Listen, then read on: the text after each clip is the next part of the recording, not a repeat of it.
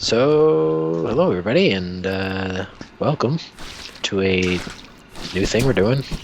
This is a podcast. Stop hitting me. No. I will hit you.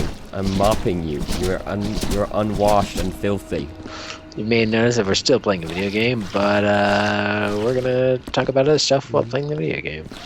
The video game, if you are unfamiliar, is Viscera Cleanup Detail. Still in early access after all these months.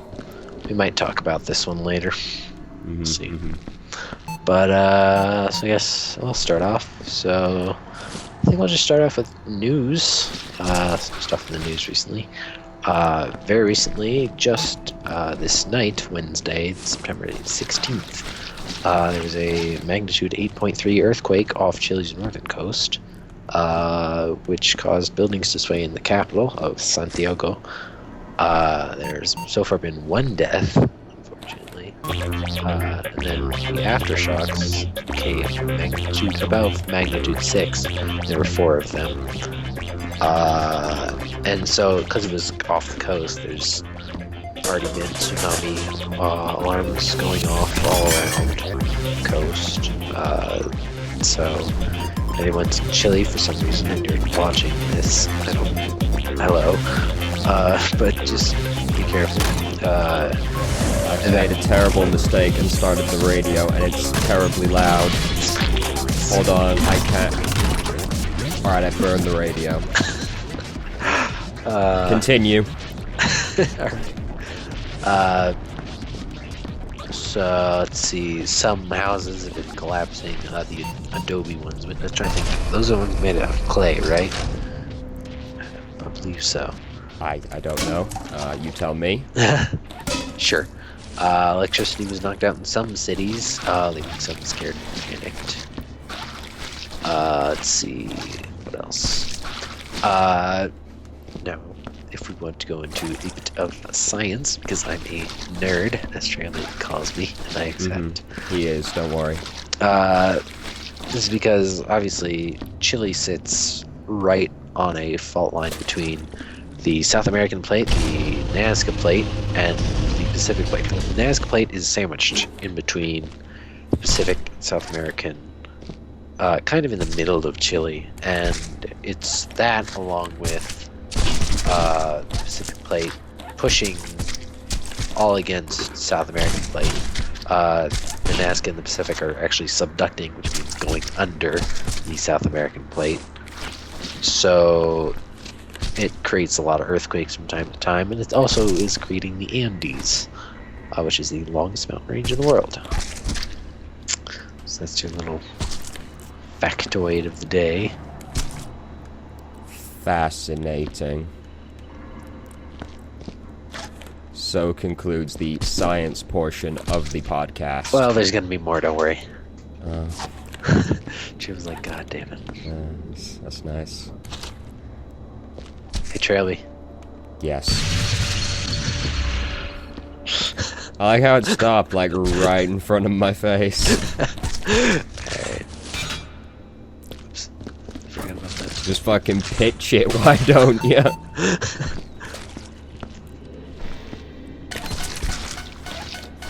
Alright, you have another news topic? Sure. So let's see, a little bit of gaming news. Minecraft the Story Mode has a release date. The first episode, called Order of the Stone, releases October the 13th, which is that is a Tuesday. So I have to wait till the weekend if you want to get a good bite into it. But that is the digital release. The physical release will be on October 27th, which I believe is a weekend. No, that's Sunday. So it's Order of the Stone. It'll be 5 episodes. You can buy them individually or through Seasons Pass. Retail version will come with the first episode on a disc, while the other 4 are arriving via download. Available. So you can just buy the first one, and then I assume give you a code. You can just download the other 4 as they come out. The pricing is yet to be announced, but in story mode you play as Jesse, who can either be a male or female, and it's episodic, and you might know just who does those, which famously is Telltale Games, the same people behind Walking Dead and Game of Thrones, as well as Back to the Future.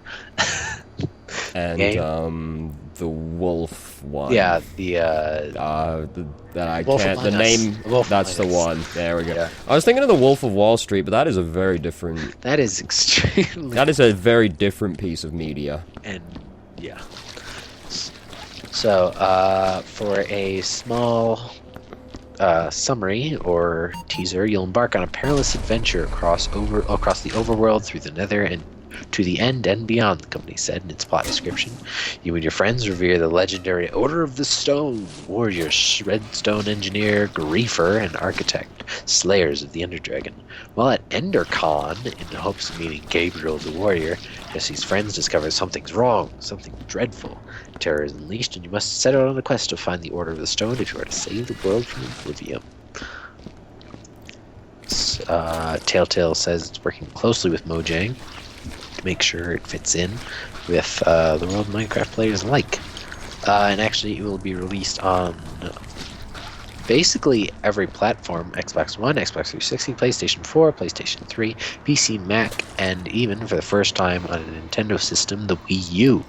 I was expecting like Nintendo to be the only one, as always. Nope, they're actually getting a release this time. Alright, Danger, so here's a question for you. Yes. I, personally, am not a big fan of Minecraft, Terraria, that sort of game. Yeah. But you are. So, Minecraft Story Mode seems really weird to me. Like, kind of like missing the point of Minecraft. So, as someone that does like that sort of game, what do you think about it?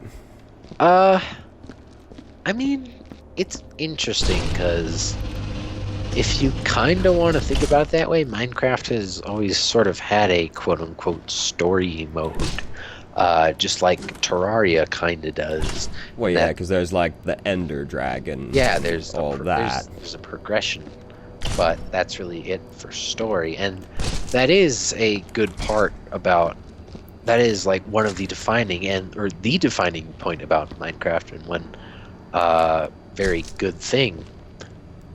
But I think that some people just, they want to play Minecraft, but a lot of people, there's really two or three people. There's three kind of people when it comes to playing Minecraft. There's the people who really, four, right? Whatever. There's people who go hard and do tons of stuff in adventure mode. They go out, or survival mode, they go out, get resources, fight everybody, build these awesomely huge structures. They're basically the people who are amazing at Minecraft. Then you have the people who just want to fight stuff. You really don't care for collecting resources. That's me sometimes. I've been trying to break that habit, because when you can actually create a build right and make it good in survival, you really feel accomplished. But some people just don't want to do that. They just want to fight stuff. So then there's also the creative players who just want to build. They don't want to they want to dig for the resources. They don't want to fight stuff. So there's obviously the mode for that now, the creative mode.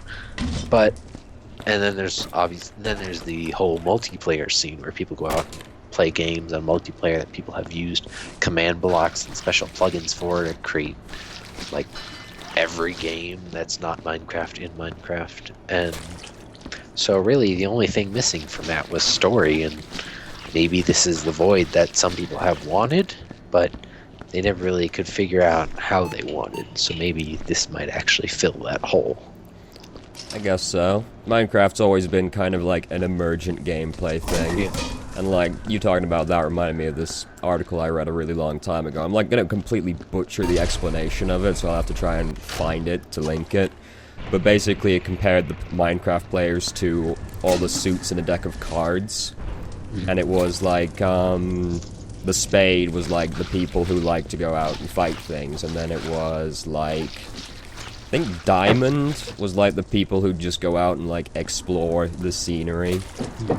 Basically, I'm butchering the explanation, but So I guess sort of like, yeah, I guess when you put it like that, I guess story mode was kind of the only thing it didn't really have, being that it was basically solely an emergent gameplay type thing. You really had to make your own story. Honestly, I just like that Telltale's finally making a game that looks different. Oh, Because everything else has been gritty. Because everything else has been like that cell-shaded, like, Yeah. low-res kind of wandering around kind of thing. Yeah. We're just suited, like, I think it suited, like, The Wolf Among Us more than it suited Walking Dead. Because Walking Dead, I know that it was originally a comic book, but that's not really what people think of when they think of The Walking Dead. Yeah, and think the of the sort of show. more, yeah, and the more like comic book style aesthetics that Telltale likes didn't really gel very well with it. I didn't think. So I'm just like that they finally have a game that looks different. Close on there, as I was going to put this leg in there. You have some news. Do you want to do that? Yes, we'll do that. The news story that I saw, which is, not perhaps exactly like a topical game subject, but, like, I just found it really funny. And back in 2004, give me 1 second as I look over here to see what company made this game. Yeah.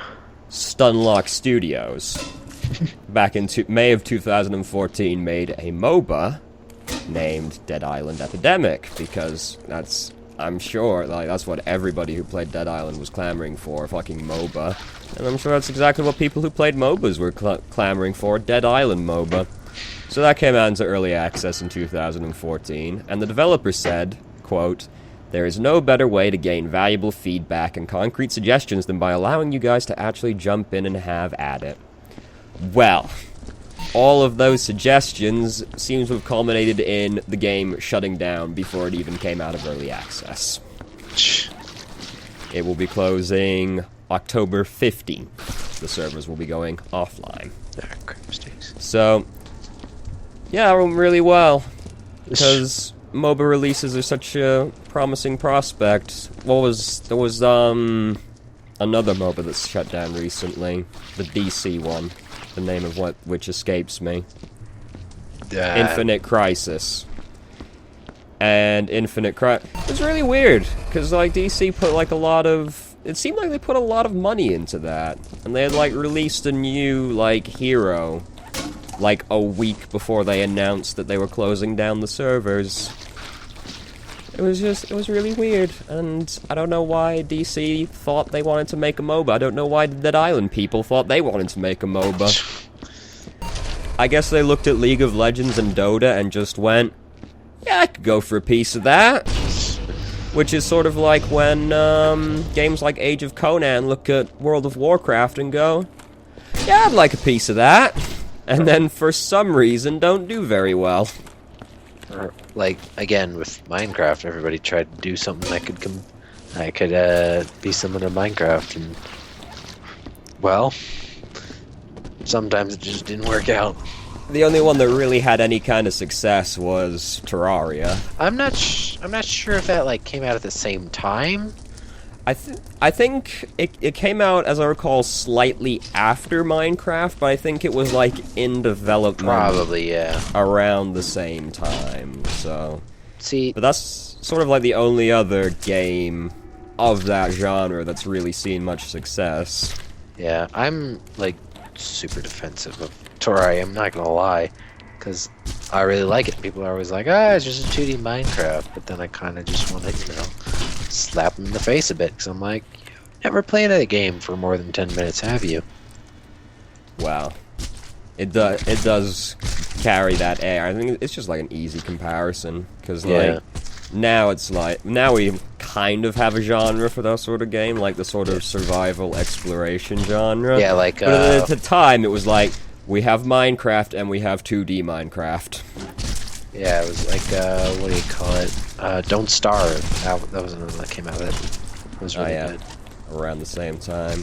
Starbound people were pretty pumped for at the time. Yeah. And the unfortunate thing about Starbound is that it updates about once a year. So Well, Terraria does that too, but the update was absolutely massive. well, that's the thing with Starbound is that the thing I always hear people say about Starbound is that yeah, it was a really cool game, but we kind of did everything and then waited like 6 months for any kind of update at all. And then, like a week later, we were done with everything in that.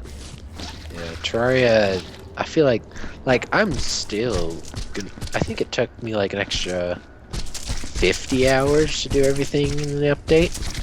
At least to beat all the bosses and stuff. Well, Terraria is a fairly huge game. Like, Yeah. there are people on YouTube that have, like, made series that are, like, hundreds of episodes long doing things in Terraria.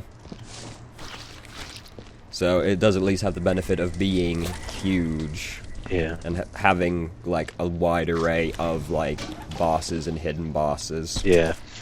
Whereas Minecraft didn't have that going for it for a long time, but it was just sort of like the Lego, like, model train set kind of thing. Yeah, and you could basically do anything you wanted. Basically.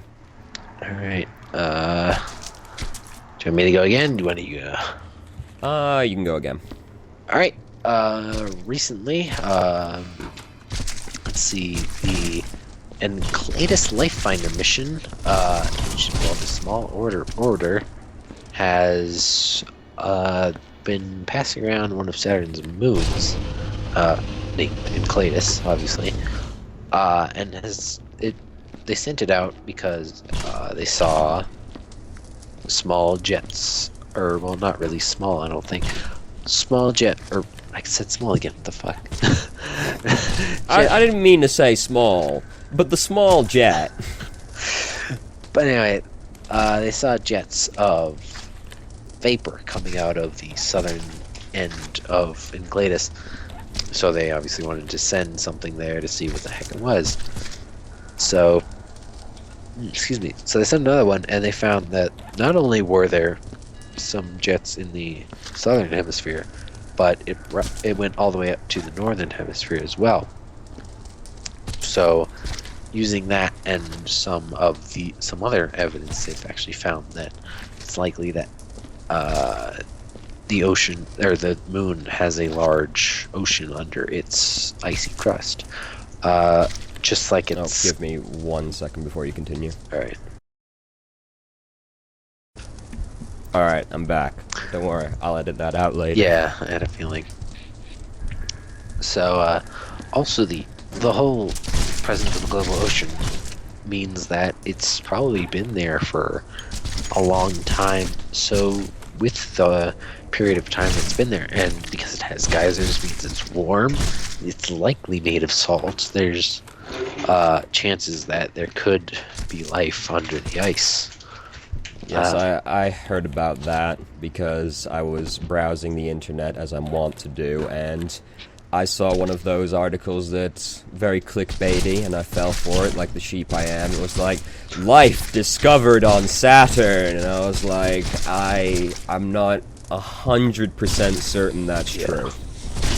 And actually, interesting thing, going back to the nerd corner, about how these moons actually have heat, because they don't actually have,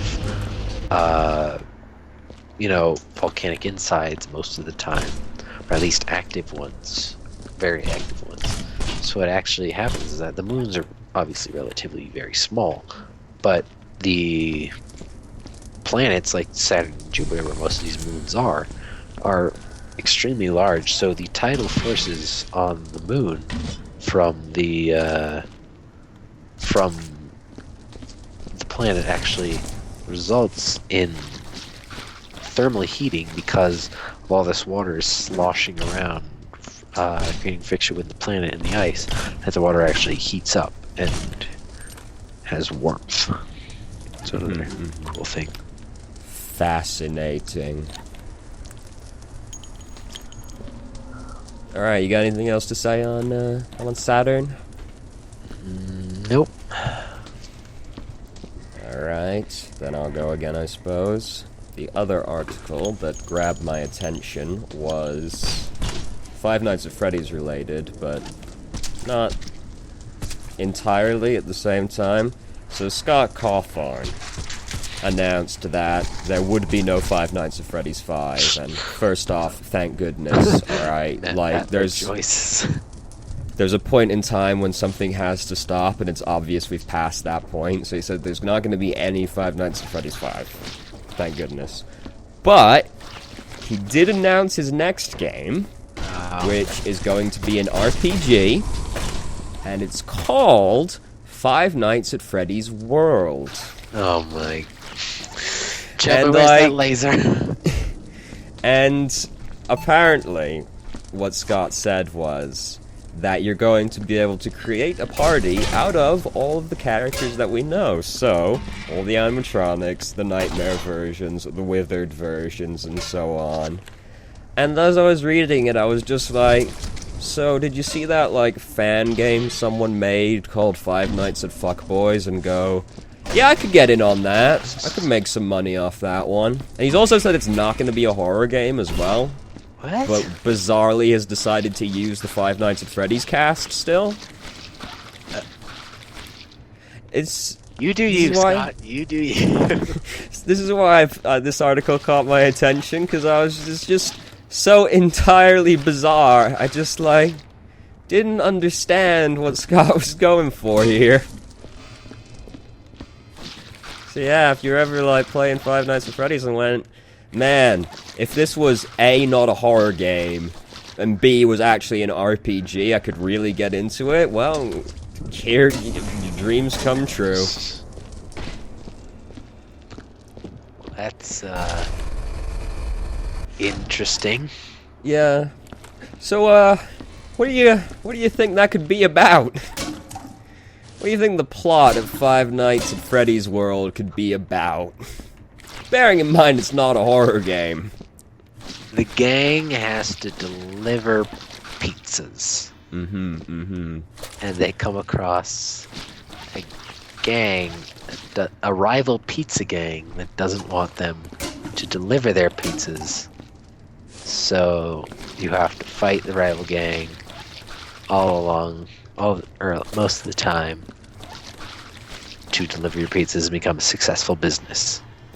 I can get in on that. Maybe it's got some, like, business management elements in it as well. Yeah, I can get in on that. I'm gonna think bigger, though. Grander, right? So it's Five Nights at Freddy's World, right?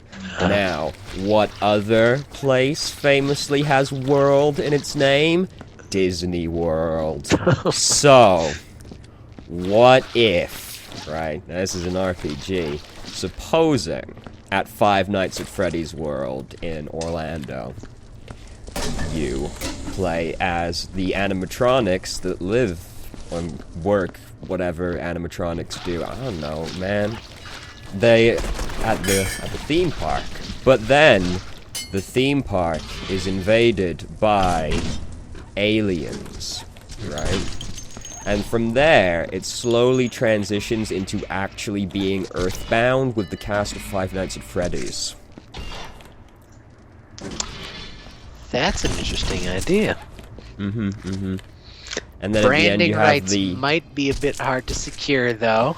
Possibly, but the Five Nights at Freddy's movie is still a thing that we have to be exposed to in life as well, so... Oh, alright, he's that's happening.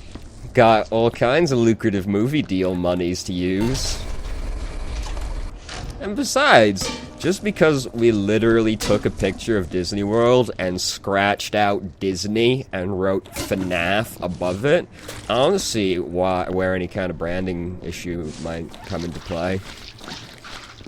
What are you talking about? This mouse's name isn't Mickey. His name's Donald.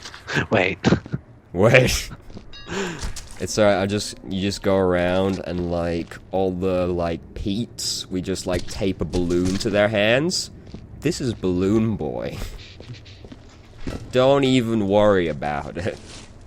Then you have to get branding rights from Nintendo. Oh, damn. Man, sure is hard to make video games these days. Yeah, that's all I had on that one. Just, the article bewildered me. I thought it was worth addressing.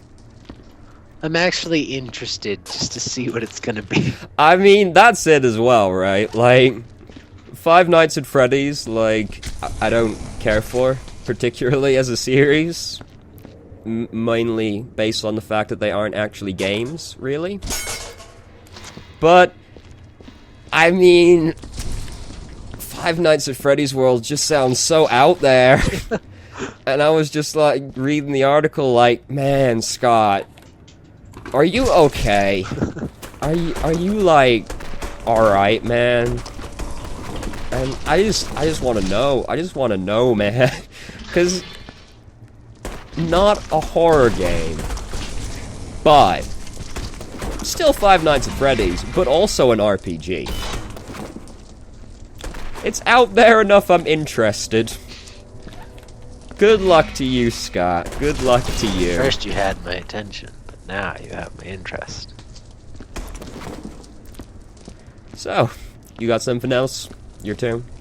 Yeah, another bit of on-Earth stuff. The internet basically exploded today because an 8th grader by the name of Ahmed Muhammad. I tried not to smile because that rhymed. Oh, okay. From Irving, Texas, was arrested and brought to juvie today. Actually, wait, no. The article says Monday. I guess it just leaked today. Because he's a bit of a tinkerer. So he decided it was obviously school just started up, so he was trying to find like a club he could get into. So he decided to build a basic clock and and decided to bring it to school. This is where it starts to get interesting. He showed it to his teacher, and she said, "You probably shouldn't show that to anybody else." And he just didn't know why he would do that, because he thought it was a very cool invention. So he showed it to other people, and he was later in the day taken out of class by the principal and 5 police officers who wanted to know his intentions and why he brought the device that looked like a bomb, according to the teacher and the principal and the police officers, to school. So he just told them it was a clock that he built. They didn't believe him-ish, and B, they didn't get an explanation that he really could supply. Like, he just said it was a clock. But the counter side is to the whole racist debate is that, well, that's what someone with a bomb would just say. Oh, it's just a clock. Oh my god. Oh my god. I love that argument so much. No, I didn't murder this person. That's what a murderer would say. Was I supposed to say that I murdered him? Is that what a not murderer would say? So that's, yeah, the concern was, what was this thing built for? And do we take him into custody? So he's marched out of school in handcuffs, taken to juvie, and had his fingerprints taken. He said that he claimed the device was never anything but a clock. They thought, how could someone like this build something like this unless it's a threat? Oh my god. That's what he thought. My god. So basically, it's this very big debate about how Irving was being high school as being basically super racist. Oh my god. And apparently, See, I had not heard about this story before today, and Danger was really surprised. But I was able to discern where the story was going to end as he was describing it to me, because I have no faith in humanity as a whole. And he was like, yeah, so this guy, this Muslim kid, built a clock. And I was like, oh god. And then, like, a sentence later, he's like, and they thought it was a bomb. And I was like, fucking knew it. Fucking knew it. They heard him ticking, and they were like, he's got a bomb! That was actually one of the things. He forgot to turn off the volume, so the alarm went off in class. And oh my god! So obviously. So he pulled it out, and he's like, oh, this is this clock I made. So like, oh god. Oh my god. I love it so much. Oh my god, everyone's so racist. Apparently his father... another thing is that his father... This sounds like A, something that would be on The Onion, or B, something that would happen in an episode of The Simpsons, where everybody learns a lesson about how to not be a dirty racist. Apparently. Can't you just imagine, like, this Simpsons scene, where, like, this Indian child moves to Springfield, and they're just sitting in the class, and then they hear the ticking from him, and then Mrs. Krabappel is just like, he's got a bomb! It just... This sounds like something that shouldn't happen, but at the same time, I'm not at all surprised people are this racist. People also dug up some other stuff, like apparently someone found a fact that Steve Wozniak once put a fake bomb in his locker, or in a locker during high school, spent the night in juvie, and there he taught prisoners how to disconnect the ceiling fan wires and connect them to the bars so they would shock people on touch. What the... Excuse me? What is wrong with this world? So apparently that happened. Also, Ahmed Mohammed's father, apparently, on occasion, I think, was it Sudan? He goes to an African country where they're probably from, and apparently runs for president on occasion when he goes there. Excuse me? They sometimes return to the country so he can campaign for president. That's such an interesting sentence. They go there occasionally, and he sometimes runs for president. Just like, this is just like a hobby people have. I mean, I don't know. That was a wonderful sentence. I'm glad I got to share this moment.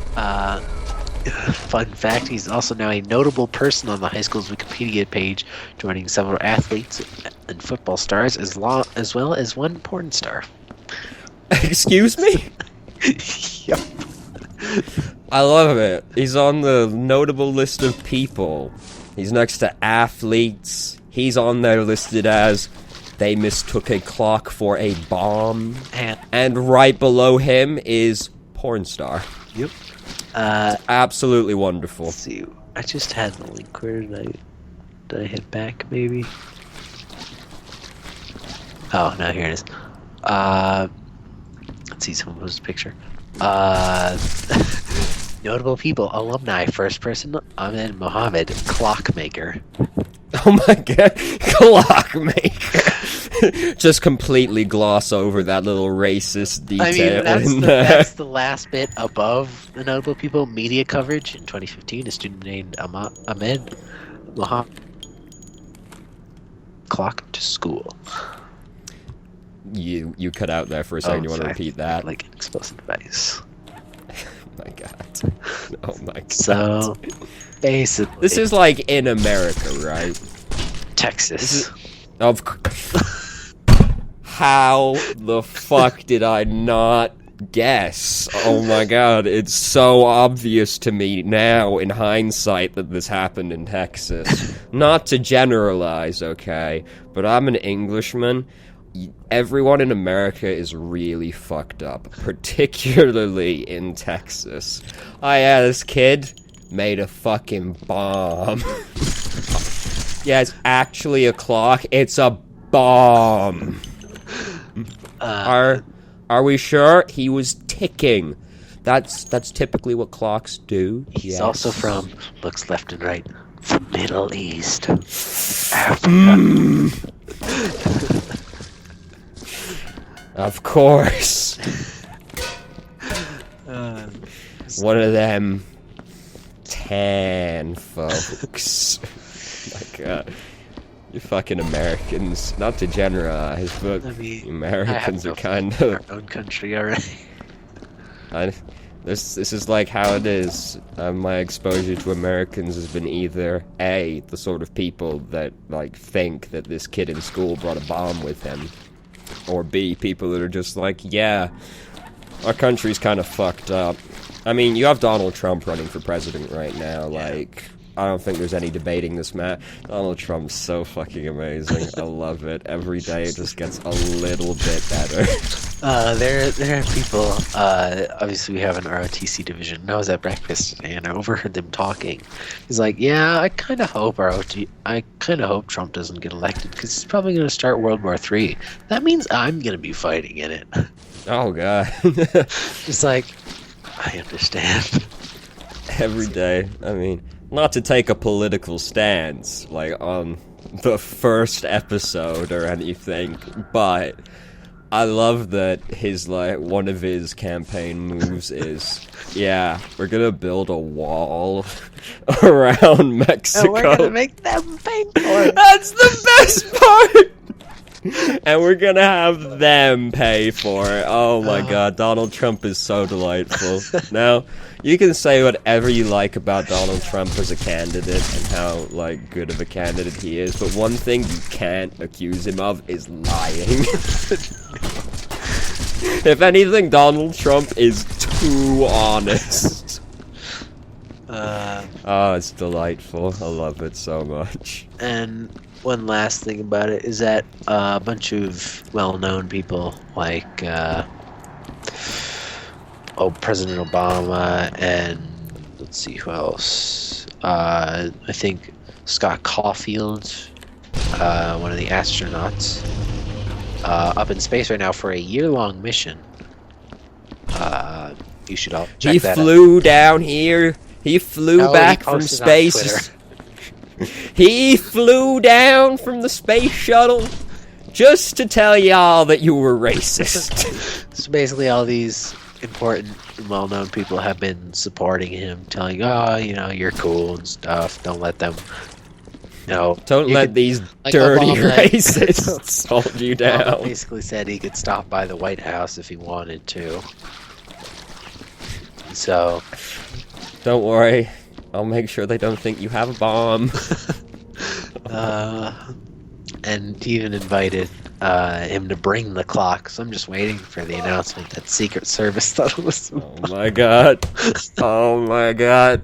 Some new guy shows up on that day, and he's like, just like, I'm gonna make a really good job on my first day. I'm gonna show President Obama that he's safe in my hands. And he just hears in a box. Get him! He just hears the ticking. Oh my God.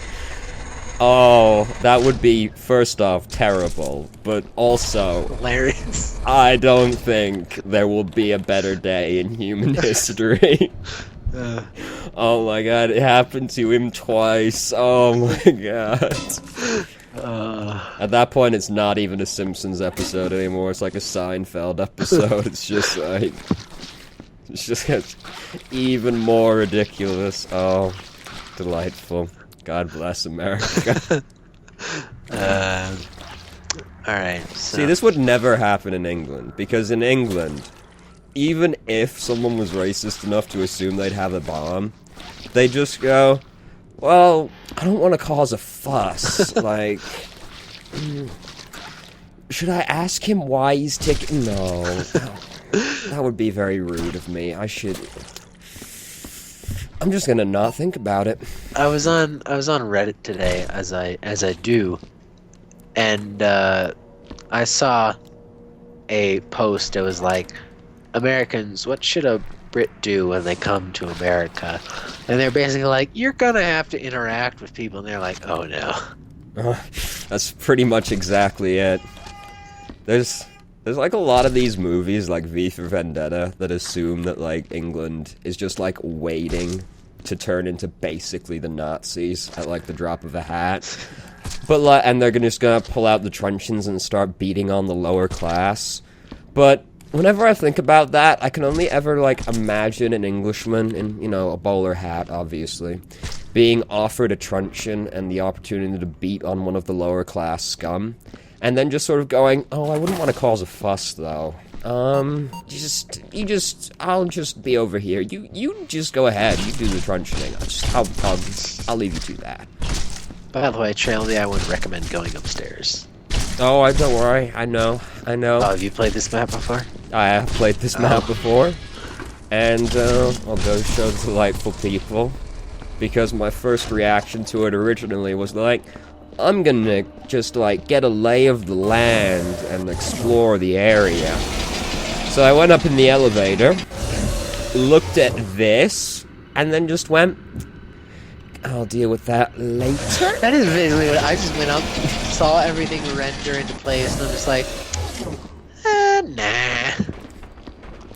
Yeah, I was just like, I think I'll deal with that later. Just gotta push the down button.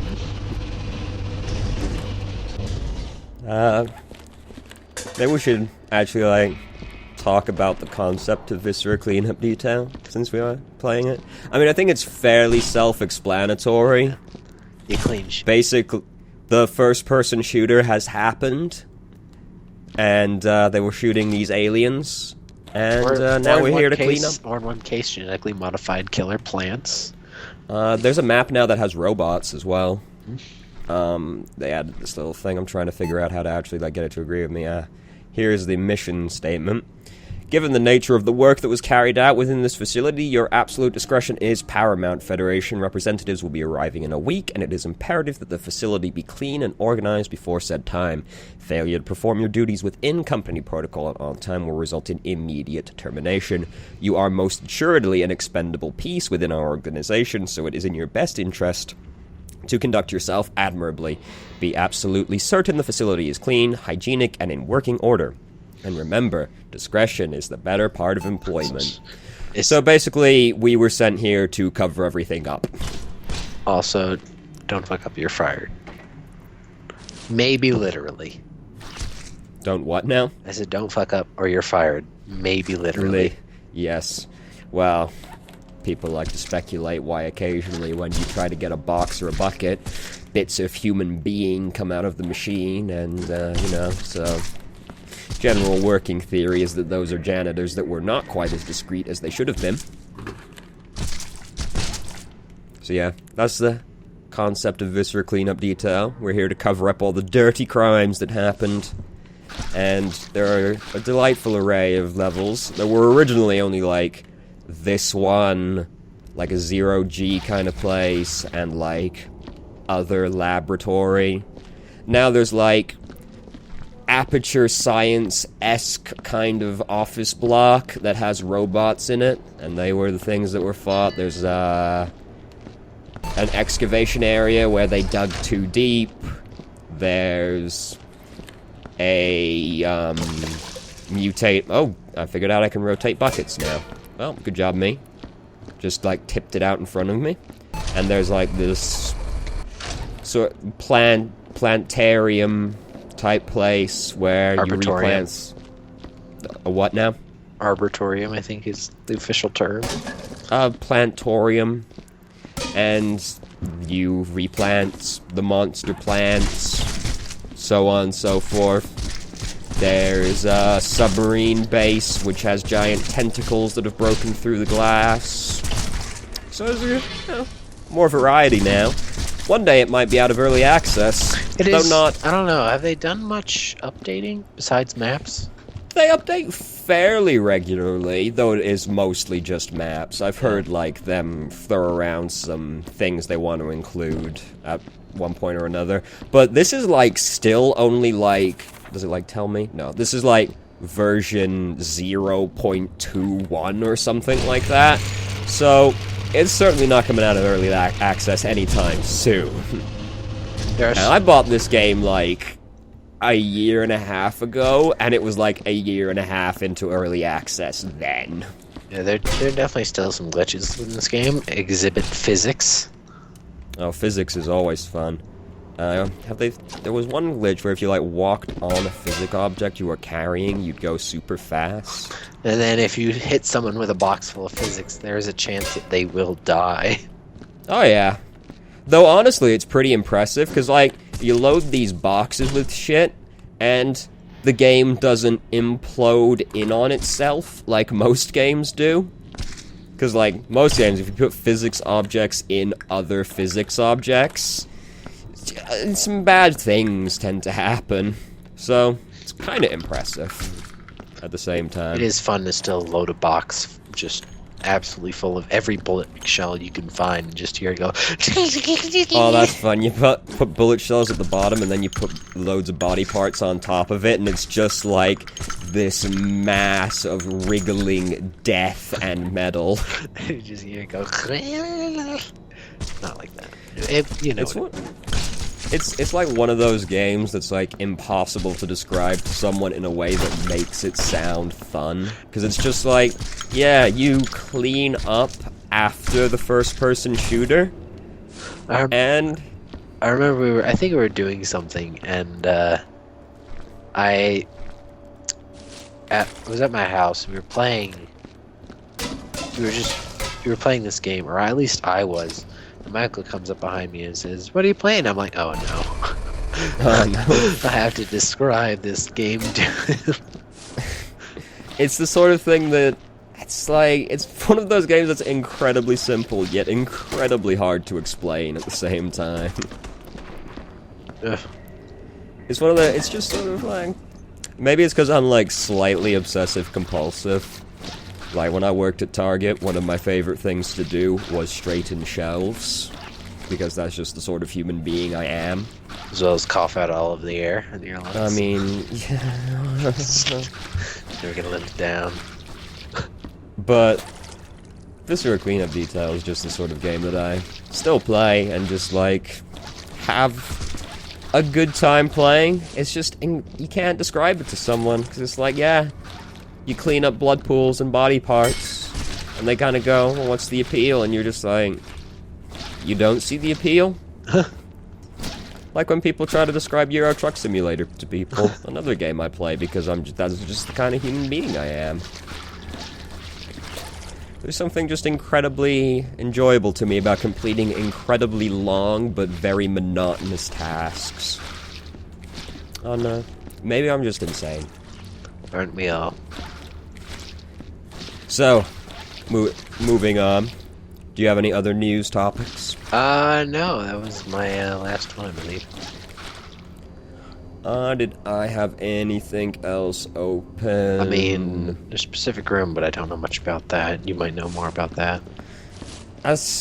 Well, I guess we can, like, talk sort of about it. I've never seen the first movie, so, I haven't either. Well, so this is going to be a very educated piece, as you can see. Basically, but Pacific Rim 2 has been possibly put on indefinite wait. The articles I've seen have been, like, Pacific Rim delayed indefinitely, possibly cancelled completely. Yeah. Which is sort of surprising to me. Like, I don't know why exactly. I haven't looked too deep into it. I did look a little bit into it, and I think there are two main reasons to it. And first one is that it took a lot of money, even though it made a lot of money, it took a lot of money to make. And then the second one is that apparently Warner Brothers and some of the other studios that work with them, including the one that made Pacific Rim, have been like getting pissy with each other, so that's also not helping. It's kind of a shame because Pacific Rim was kind of like a sleeper hit. Like, no, I don't remember anyone being particularly excited when it was announced. But then, like, once it actually came out, I heard pretty much nothing but good things about Yeah. it, and I heard it did pretty well. I don't think it was well received critically, though. But what is, honestly? I mean, it's a giant robots fighting giant monsters. It's like most comedy movies. They don't really receive great critic scores, but they're fantastic movies. And that's usually how it is. You see a lot of things that are like... Oh, Jesus. Critic reviews are like... Trilby, I'm scared. What's happening? What? What? Do you not see the box over here? No. I set down a box, and it just started flipping the hell out. Oh, there it is. No? Nope. Alright. On my screen, it's just flailing about. Yeah, it's just sitting there for me. It's going on a rip. Pick it up and put it in the fire. I'm gonna put this down to some server issues. Don't worry, it's burning now. Don't worry. Also, just noticed, I want to kind of know how we don't get smoked out, because this thing is just constantly producing smoke. Oh yeah, and we're in like a space station. Yeah. I tend to assume it has a space station vibe to it. And typically an open flame inside of an enclosed environment with, you know, all this oxygen. Usually not very good. Well, actually, it's not fully oxygen. I think they try to replicate the actual Earth's atmosphere, but there is slightly more oxygen. Man, I don't know. But, What is well, this space? they can light flames in space. It's been done before. This is space. Space, gonna go to space. What were we talking about before that? Pacific Rim. Right. Then, well, we kind of finished with that one. Yeah, there wasn't really much else to say about that one. Doesn't help that none of us have seen Pacific Rim. But, yeah, a shame. People liked it. Yeah. But I guess that even if it does cost a lot of money to make, doesn't really matter. So, Travis, look, it's Rocket League. oh god, oh god, I walked over a physics object. Oh god, Oh god, oh. you walked over both of the buckets. I accelerated extremely fast over that bucket. Ran into this one. Oh, I know they did add another feature to this game. They added a speedrun mode. Alright, oh, whoops. It's whatever, it's an empty bucket. Yeah, they added a speedrun mode, and like every map has like a par time, which is usually like an hour and a half. And I don't know like how psychotically fast people have managed to do them. There's probably someone on there that's completed like the biggest map in like 5 minutes or something. Probably. So, if we have no more news topics to discuss, shall we discuss the games as we had planned to?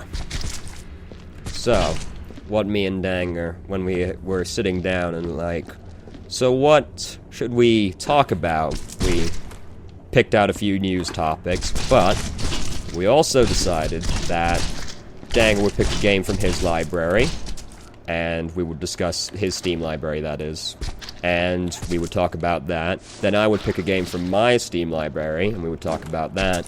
And then we would pick a game we had both played and talk about that. It's just as sort of a conversation piece. Man, do you have to burn the area now to weld holes? No, but it usually happens anyway. Yeah, because that's what it looks like. Alright, anyway, me and Shirley are a bit... Did I just hear a sound effect? Sounded like someone like, oh! I also heard an but I kind of just assumed that was like background noise from your area. Maybe it was, I don't know. So anyway, me and Shelby have different tastes in games. most of the time. I'm a little more indie, he's more AAA. So I'm going to start off with a game that I relatively enjoy and I've played through twice fully, is 1000 Amps. It's a sort of kind of Metroidvania style of game. You go around trying to get towards your goal, collecting power-ups, and basically exploring the map. And you are a tiny little guy. I believe, I forget if his name is just Amp or Node. Maybe, I don't know. I don't remember it. I don't remember the main character's name, but it's not really important. It doesn't get mentioned much.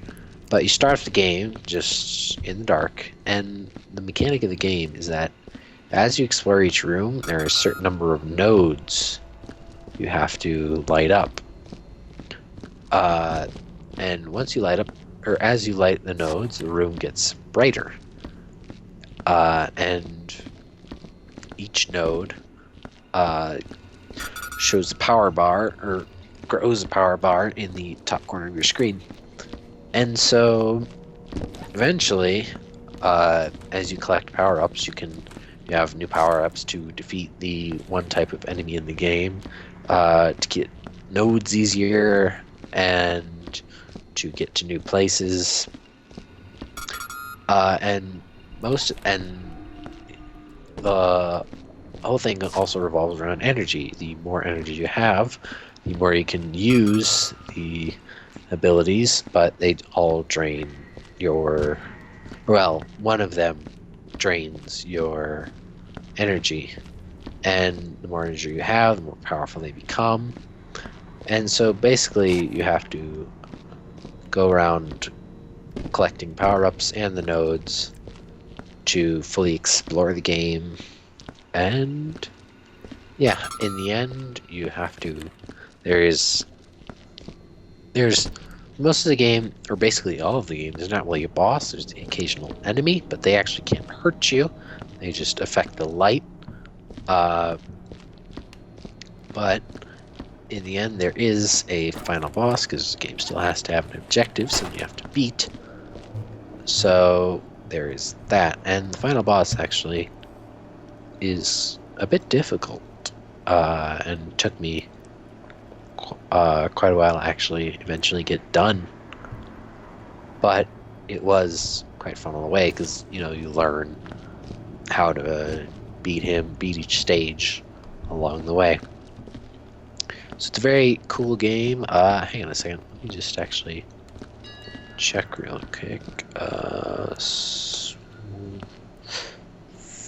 1000 Amps is only $5 on Steam, which is a very good price for it. I've put, each play of mine was about 6 hours, maybe less. My first one probably was a bit longer than my second one, because I had no idea what I was doing. But in the end, you pay $5 and you get 6 hours of gameplay. There's repeatability if you don't want to grab everything on the first run. But yeah, it's very fun, very simple, and real cool. It's the sort of game that, I'd never, buy of my own volition, because, I'm not big into, indie-esque platformers as a whole.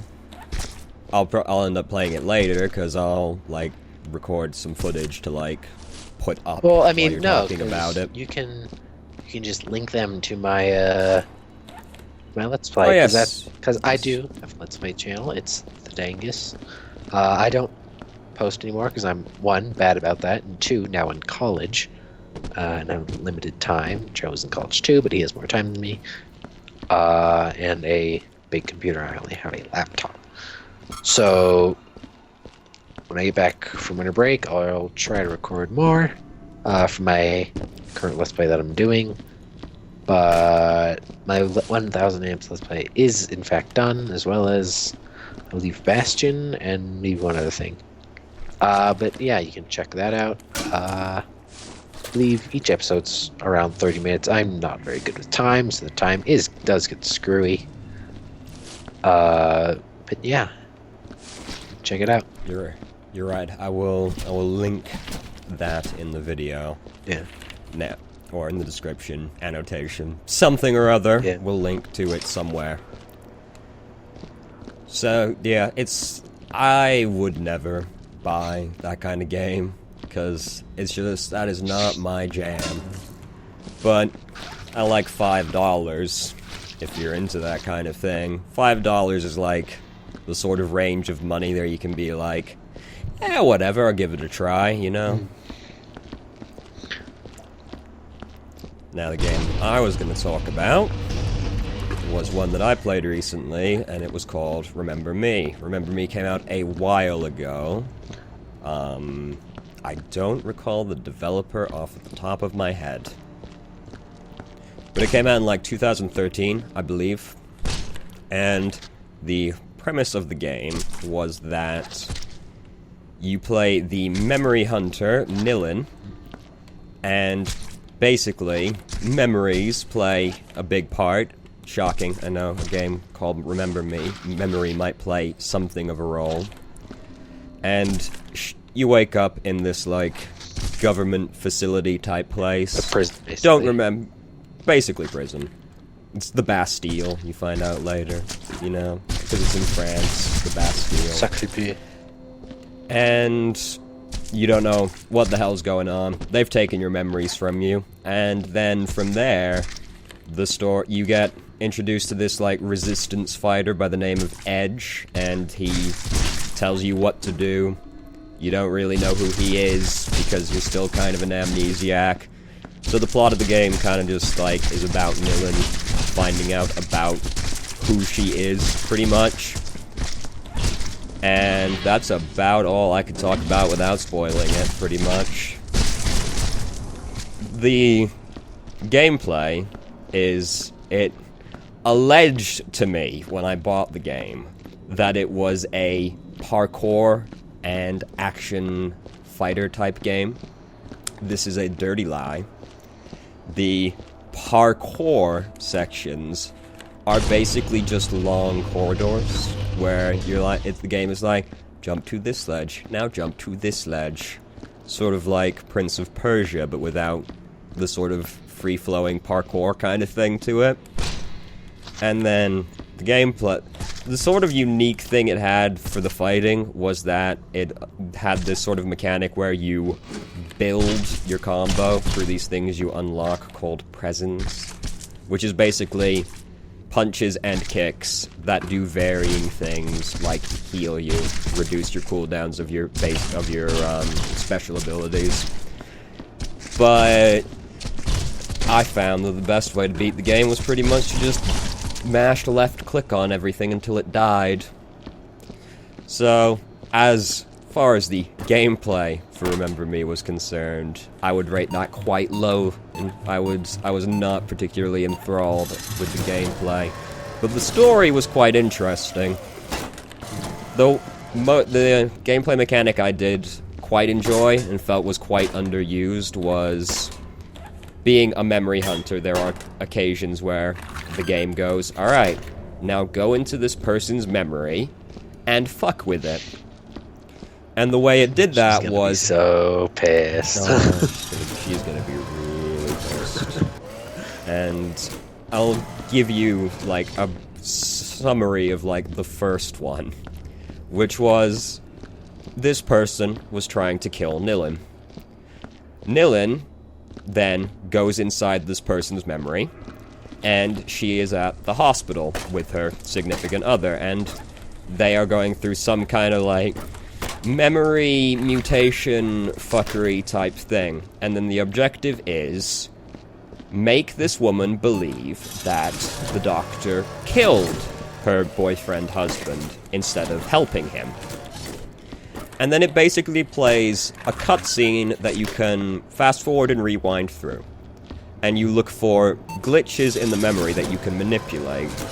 And you have to get to the objective through altering certain things that happened, and then you fail, you can fail as well, because if you accidentally do something that would kill the person whose memory you're in, the game's like, yeah, you can't really remember being dead, can you? So you might want to fix that.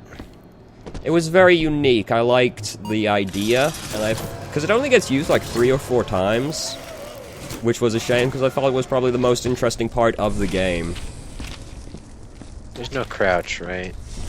Not that I am aware of. There's this one body part stuck under the table. Hold on. Here's how you get these pesky body parts. You slap it with your mop. You slap it. You slap the area with your mop. Alright, so... Didn't know. Okay. The more you know. So that is my summary of Remember Me. I would not recommend it if you're super into gameplay, but if you're interested in the story more, I would recommend it. It had quite a unique and interesting story. It's like $20, I think. It's 20 to 30 range, so a little bit more expensive than Danger's game, but if it sounds like your jam, if you're into story, I would recommend it.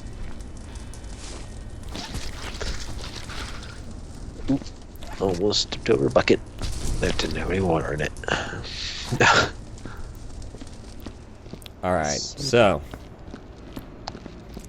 And the game we were both going to talk about was... Dark Souls. Dark Souls 2. Let's call it the first hint. Because recently, an unfortunate series of events, I got it with help from a friend, because I'm a poor college kid. And I try to steal everyone's money. I mean, have them buy me games. So he gave me $30. I did $20, and then a few days later it went on sale for 50% off. So that was saddening. But basically, Trailby here has been doing a let's play of that. If you're watching his channel, excuse me, and he has restarted it so that I and a friend have been playing with him. And it's been absolutely delightful. Like the time our friend got invaded 3 times in a row by the same person. Or was it twice in a row? I think it was just twice in a row, but it was very novel. This will make sense if you've played Dark Souls 1, or have seen someone play it. They had the Dick Wraiths, the Dick Wraith Covenant, which was purely for people who like to invade people and be dicks to them. And in Dark Souls 2, they no longer existed. But this one guy showed up and invaded our friend twice in a row, dressed as a Dick Wraith, and was fully prepared to tear him a new anus, pretty much. And he did. And I felt... Nice. And he was very well prepared. I was impressed by the level of preparation he had gone through, because I was doing the legendary double Great Shield build. And walked up to him like, "What are you gonna do to me? I got 2 big shields, you can't even touch me." At which point he pulled out a bomb, threw it at me, and toxiced me, and then I promptly coughed and died. And I was like, well, props to you, sir. You were even prepared for the legendary Great Shield build. Good job. It was quite humorous. I, having basically 0 Dark Souls experience, died relatively quickly. Got 2-shot. Couldn't help at all. Wasn't there for the first invasion, though. So that one's not on me. And that's been the interesting thing, because Danger's never played a Dark Souls game in his life. I also do not have a controller that works with a computer. Oh, yes. And From Software, legendary for their PC ports being quite terrible. and not being very kind to the mouse and keyboard. So that's been very delightful for him, I I'm have sure. been managing, though, not doing the worst. But I split meanwhile up have being the played. best. I meanwhile have played every Souls game, including Bloodborne, which is not technically a Souls game, but is also a Souls game. So it's been quite delightful to watch two people who know absolutely nothing be bad at the video game, basically. But isn't that us playing games with you most of the time?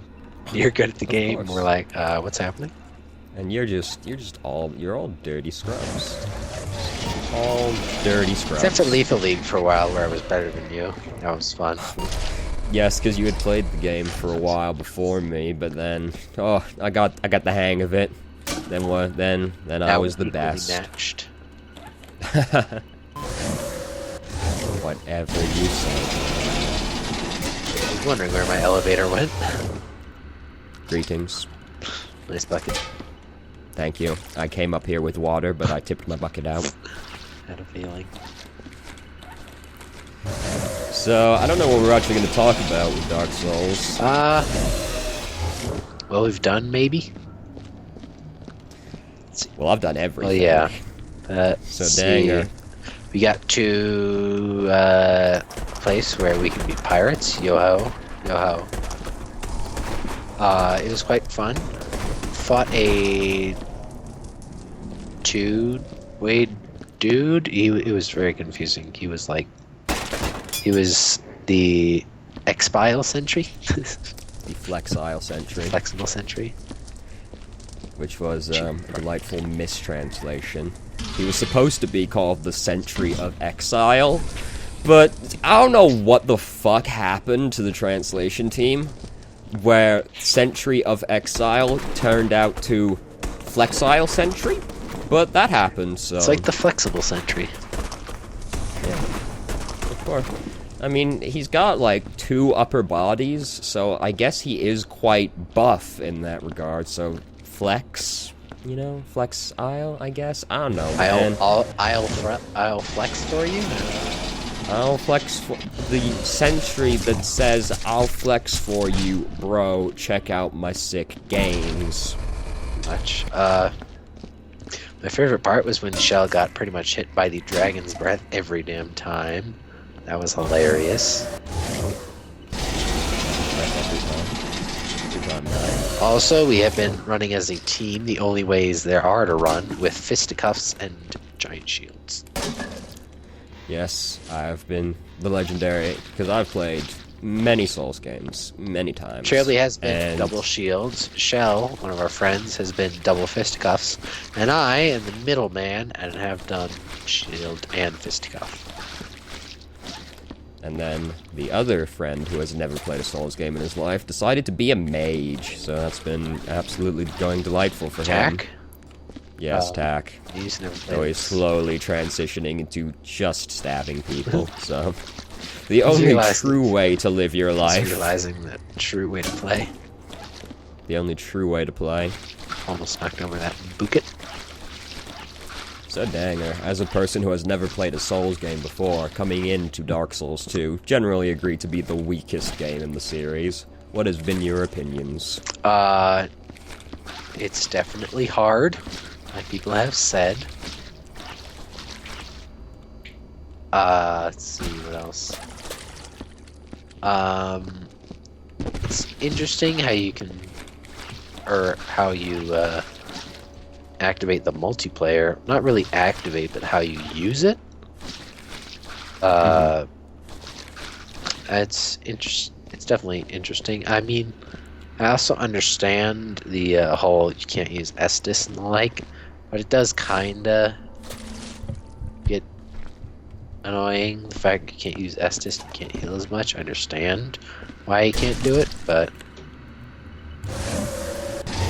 Well, this was a general complaint people have with Dark Souls 2, because in Dark Souls 1, you got your Estus flask, even while and you it were healed dead. you, and that was it. Yeah. Wait, you can you heal have it when you're others with your Estus? No, what are you talking about? Oh. What are you talking about, Danger? You said you healed me with your Estus. Oh, no. I think you might have been able to do that in Dark Souls 1. I've never been big into the multiplayer of Dark Souls as a general rule. But a general complaint people had with Dark Souls 2 was... you don't have... What? I seem to be stuck in the doorway. I was wondering why the elevator stopped. Danger, lower the elevator. I can't, this is too funny. Danger. Oh, what a horrible night to have a curse. What a horrible night to have a curse. Oh, I'm free, thank goodness. Yeah, wait, let me lower it again. Maybe I should raise it. There we go. Bye, Danger. Alright, Okay. now I'm coming down. As I was saying, Dark Souls 2, you have less free use of your Estus, because you don't get as many uses of it. Maybe there's Alright, too much elevator. weight. Maybe. Nope, I just hit upper again. Alright, whatever. Just fill the bucket again. I did spill my bucket again. Take these empty buckets with you. That was too much. I'm not a man of great foresight, Danger. Now my thing is giving me legs. These are not buckets. No, oh my god. There's a biohazard box near the box dispenser. Yeah, I know. I'm just, that point's completely gone. I'm leaving that to die. So, Danger, continue with your thoughts on Dark Souls as a casual. There are some sections that are definitely, I feel like the campfires, which are the save points, are very sparsely placed. Like, in the beginning, between your home base, what was the town again? Majula. And like the witch or the old crone, who's like one of the first shop people you interact with. I feel like that checkpoint difference is a bit large because there's a lot of dudes you have to fight on the way. Like there's a whole room with like 10 or so of them. Maybe they kind of put one like in between, because then you fight the 10 dudes, but then you also fight like 2 buff dudes. One of them's camping out on like a log, throwing fire bombs at you, and the other one kind of is just hiding behind boxes. But then again, that's Dark Souls, which I've come to understand. Everybody who's played Dark Souls is just like, oh, it's casual. It's casual over here. Oh, I need more checkpoints. Yeah, I know. I'm probably sounding extremely whiny because I never played Dark Souls before, but... Well, you're also playing Scholar of the First Sin, which is harder. Because people actually complained Dark Souls 2 was too easy originally. So they basically made it harder with Scholar of the First Sin? Well, Scholar of the First Sin, the main draw of it was that they revamped a lot of the enemy placements, and they did add a bunch of dudes to that one area you're talking about, because it used to be like 5 dudes, and they basically doubled it. So, Scholar of the First Sin is harder, but I would also say a better experience than Dark Souls 2 originally was, because Dark Souls 2 pretty much unanimously agreed to be the worst of the Souls games. That's it. And then people will debate with you, and Skype is beeping at me because I didn't set myself to busy. Oh my god, the professionalism. And people will debate with you whether or not Dark Souls 1 is better than Demon Souls or Bloodborne. Personally, my jam is Bloodborne because I like me some Cthulhian horror. I think you may have loaded this box too far. Am I picking it up? Where are you? Hold up. Yes, you are picking it up. There is a arm jutting through the side of it. Not on my screen, I'm not. Oh. Well, now it looks like you're holding it, but you're also not holding it. Oh, never mind. Oh, okay. Alright, well... Let me just plug in my keyboard and mouse real quick, because I don't have enough USB ports. The struggle. Where's my Live Aid? Skype. Busy. Okay. So I don't know if you have anything else you want to say about Dark Souls? I've yet to get to the Fashion Souls point, but I am eagerly awaiting that day. It is the true endgame.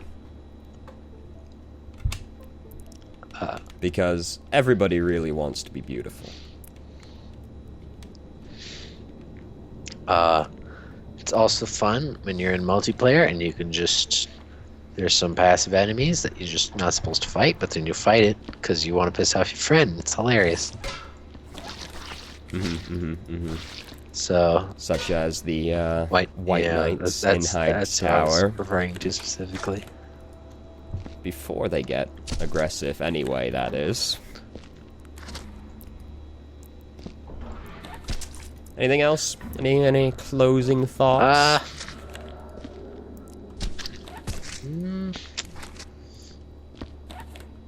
We'll hopefully make more of this show. That's about it. Hopefully. With more people as you as may well. have noted. Yes, as you may have noticed, it was a rather rough affair, which was, basically, this is how the situation went. I was like, I want to do a podcast. Danger was like, sure. Then I was like, then Danger came up to me and was like, so when should we do that? And I was like, well, I was going to consult with more people. And then Danger was like, you can just do it as a test. And I was like, sure. Danger was like, want to do it right now? And I'm like, okay. So then, basically I went on to, like 3 websites and was like, sure, let's talk about that. So this has been a pretty rough affair. Hey, I think it wasn't half bad. I think for a show that was cobbled together with bits of string 10 minutes ago, it went pretty okay. And next time, maybe we'll A, have more people, B, actually have, like, proper show notes about things to talk about, rather than just being like, so you got news? Yeah, I got news. Got any more news? Nah, let's talk about random video games. So, thank you all for watching. Yep, thank you. We'll be back next week, or, I don't know, this is, it's probably an hour and a half, so it might go up, tomorrow? Yeah, it'll probably go up tomorrow. So, we record Wednesdays, but it goes up Thursdays, because it's editing and processing and all that stuff. At least right now. That's what works for me and Danger. But we're hoping to draw more people in, so the day might change. At least one other person. Yes, I feel like it would benefit from at least one other person. As amazing as our dialogue was. I mean, obviously. I mean, we had delightful conversations about racism, so... And then, like, not to get political or anything, but let's now talk about politics on the first episode. So, thank you all for watching. We'll see you next week. We'll probably play more Viscera. Probably. Maybe we'll even finish this one. Maybe. Goodbye, everyone. Good night.